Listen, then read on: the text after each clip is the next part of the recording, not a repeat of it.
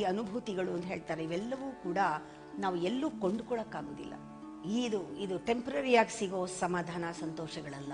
ಇದು ಕೊಂಡ್ಕೊಂಡು ದುಡ್ಡು ಕೊಟ್ಟರೆ ಒಂದು ಸ್ವಲ್ಪ ಮಜಾ ಮಾಡ್ಬೋದು ಅನ್ನೋ ಹಾಗಲ್ಲ. ಅದು ಸಾಧ್ಯ ಇಲ್ಲ. ಯಾರೂ ಕೊಡೋದಕ್ಕೂ ಆಗಲ್ಲ, ನಾವು ತೆಗೆದುಕೊಳ್ಳೋಕ್ಕೂ ಆಗಲ್ಲ. ನಮಗೆ ಸಿಕ್ಕಿದ್ರೆ ನಾವು ಯಾರಿಗೂ ಟ್ರಾನ್ಸ್ಫರ್ ಮಾಡೋಕ್ಕೂ ಆಗಲ್ಲ. ನೋಡಿ, ಸತ್ಯ ಅನ್ನೋದು, ಆ ಸತ್ಯಾನುಭವಗಳೆಲ್ಲ you cannot transfer, you cannot buy. ಕೊಂಡ್ಕೊಳ್ಳೋಕ್ಕೂ ಆಗೋದಿಲ್ಲ, ಸಾಧ್ಯವೇ ಇಲ್ಲ. ಅದನ್ನು ನಾವೇ ಕಂಡ್ಕೊಳ್ಬೇಕು, ನಮ್ಮದೇ ಅದು ನಾವೇ ಇಟ್ಕೊಳ್ಬೇಕಷ್ಟೆ. ಅದರ ಇಫೆಕ್ಟ್ ಏನಿದೆ, ಅದರ ಒಂದು ಪರಿಣಾಮ ಎಲ್ಲರ ಮೇಲೂ ಬೀಳ್ತಾ ಇರುತ್ತೆ ಹೊರತು ನಾವು ಅದನ್ನು ಕೊಡೋಕ್ಕಾಗೋದಿಲ್ಲ. ಅದು ನಮ್ಮ ಸ್ವಂತ ಅನುಭವ ಆಗಿರುತ್ತೆ. ಇವಾಗ ಭಗವದ್ಗೀತೆಯ ಒಂದು ಸಾರ ಏನಿರ್ಬೋದು, ಕುರಾನ್ ಸಾರ ಏನಿರಬಹುದು, ಬೈಬಲಿನ ಸಾರ ಏನಿರ್ಬೋದು, ಎಲ್ಲವೂ ಸತ್ಯವೇ. ಯಾವಾಗ ನಿನ್ನಲ್ಲಿ ಆ ಸತ್ಯವನ್ನು ನೀನು ಕಂಡ್ಕೊಂಡು ಬಿಡ್ತೀಯಾ, ಯಾವುದು ಹೊರಗಡೆಯಿಂದ ನಿನಗೆ ಬೇರೆ ಬೇರೆ ಅನ್ಸೋದೇ ಇಲ್ಲ.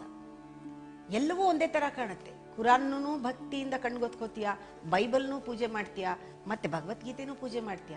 ನಿನಗೆ ಗೊತ್ತು, ಯಾಕೆಂದ್ರೆ ಅದರಲ್ಲಿ ಇರೋ ಸತ್ಯ, ಸಾರ ಏನಿದೆ, the content, the essence is the same ಅಂತ. ಅದು ನನ್ನಲ್ಲಿ ಕಂಡುಕೊಂಡಿದ್ದವನಿಗೆ ಮಾತ್ರ. ಯಾರು ಒಳಗಡೆ ಸತ್ಯವನ್ನು ಕಂಡುಕೊಂಡಿಲ್ಲ ಅವನಿಗೆ ಭೇದ ಭಾವ ಇದೆ. ಜಾತಿನಲ್ಲಿದೆ, ಮತದಲ್ಲಿದೆ, ಎಲ್ಲದರಲ್ಲೂ ಭೇದ ಭಾವ ನೋಡ್ತಾನೆ. ತನ್ನನ್ನು ಸುಪೀರಿಯರ್ ಅಂತಾನೆ, ಬೇರೆ ಜಾತಿ ಎಲ್ಲನೂ ಕೀಳು ಅಂತಾನೆ. ಯಾಕೆಂದ್ರೆ ಅವನು ಒಳಗಡೆಯಿಂದ ನೋಡಿಲ್ಲ. ಒಳಗಡೆಯಿಂದ ನೋಡಿದಾಗ ಎಲ್ಲ ಒಂದೇ. ಇದನ್ನ ಯಾವುದು ಕೂಡ ಕೊಂಡ್ಕೊಳ್ಳೋಕ್ಕೂ ಸಾಧ್ಯ ಇಲ್ಲ ಈ ಅನುಭವಗಳೆಲ್ಲ. ಇನ್ ಮಿಕ್ಕಿದ್ದೆಲ್ಲನೂ ಕೂಡ ಯಾವುದು, ಇವಾಗ ಕುರಾನ್ ಅಂತ ಪುಸ್ತಕ ಕೊಂಡ್ಕೋಬಹುದು, ಅದರಲ್ಲಿರೋ ಪದಗಳನ್ನ ಕೊಂಡ್ಕೋತೀವಿ. ಆದ್ರೆ ಅದು ಕೊಡೋ ಸತ್ಯ ನಮ್ಮೊಳಗೆ ಪುನಃ ನೋಡ್ಬೇಕಾದ್ರೆ. ಭಗವದ್ಗೀತೆನೂ ಅಷ್ಟೇ, ಕೊಂಡ್ಕೋಬಹುದು, ಆದ್ರೆ ಅದು ಸತ್ಯ ನಮ್ಮೊಳಗೆ ನೋಡ್ಬೇಕಾಗತ್ತೆ. ಅದಕ್ಕೆ ಧರ್ಮದ ಬಗ್ಗೆ ಅದರಲ್ಲಿದೆ, ಸತ್ಯದ ಬಗ್ಗೆ ಇದರಲ್ಲಿದೆ. All the books talk about truth, not truth. The truth is your experience. ಸತ್ಯದ ಬಗ್ಗೆ ಮಾತಾಡುತ್ತೆ ಪುಸ್ತಕ, ಆದರೆ ಸತ್ಯವನ್ನು ಕೊಡೋದಿಲ್ಲ. ಸತ್ಯ ಪುನಃ ನಿನ್ನ ಅನುಭವವೇ ಆಗಿರೋದ್ರಿಂದ ಇದನ್ನು ನೀನು ಯಾರಿಗೂ ಕೊಡೋಕ್ಕಾಗೋದಿಲ್ಲ.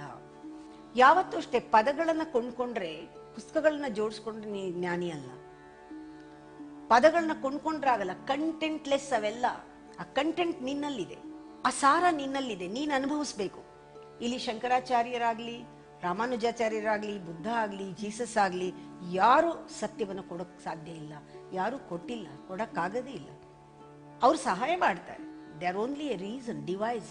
ಯಾಕೆ ಇದು ಯಾರು ಕೊಡಕ್ಕಾಗಲ್ಲ? ಇದಕ್ಕೊಂದು ಸಿಂಪಲ್ ರೀಸನ್ ಇದೆ, ಒಂದು ಸಣ್ಣ ಕಾರಣ. ಯಾರು ಕೊಡಕ್ಕಾಗಲ್ಲ ಯಾಕೆ ಅಂದ್ರೆ ಆಲ್ರೆಡಿ ಅದು ನಿನ್ನಲ್ಲಿರೋದ್ರಿಂದ ಕೊಡಕ್ಕಾಗಲ್ಲ.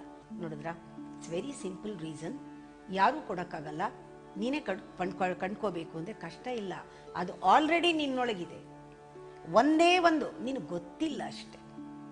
ಯಾರಿಗೆ ಗೊತ್ತಾಗತ್ತೆ ಅವ್ರಿಗೆ ಸಿಗುತ್ತೆ. ಆ ಗೊತ್ತಾಗೋದನ್ನೇ ನಾವು ಇದುವರೆಗೂ ಹೇಳ್ತಾ ಇರೋದು ಜ್ಞಾನ ಅಂತ. ಅದು ಎಲ್ಲಿದೆ ಅಂತ ಗೊತ್ತಾಗತ್ತೆ. ಆ ಗೊತ್ತಾಗೋದೇನೆ ನಿಜವಾದ ಜ್ಞಾನ.